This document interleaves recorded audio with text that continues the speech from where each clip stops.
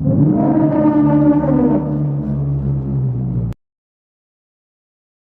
सिर्फ एक फकरा बाकी था जो अहद नामे के शुरू में था।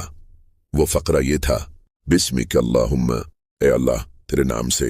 अहदनामा चाक हो गया तो प्यारे नबी और मुखलिस साथी दरे से बाहर आ गए और पूरी सरगर्मी से फिर दावत व तबलीग में लग गए।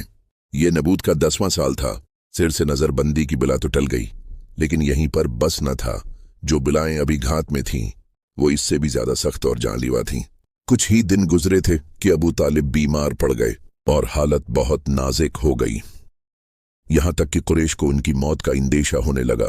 चनांचे उन्होंने तय किया कि एक बार फिर अबू तालिब के पास चलें और इनसे कहीं वो जिंदगी ही में हमारे और मोहम्मद के दरमियान कोई फैसला कर दें, क्योंकि अगर मौत के बाद उसको सताएंगे तो अहल अरब आड़ दिलाएंगे और कहेंगे कि जिंदगी में तो हिम्मत ना हुई, अब चाचा मर गया तो ये शेर बन गए। गरद अबू तालिब बिस्तर मर्ग पर पड़े आखिरी सांस ले रहे थे कि इसी वक्त कुरैश के कुछ सरदार पहुंचे और बोले, अबू तालिब, हमारे दिल में आपका क्या मकाम है, इससे आप बेखबर नहीं।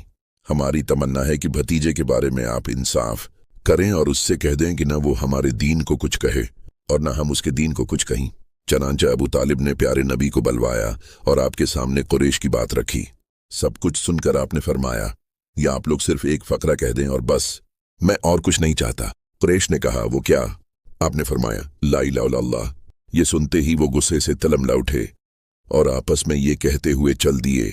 ये सिलसिला अभी जारी।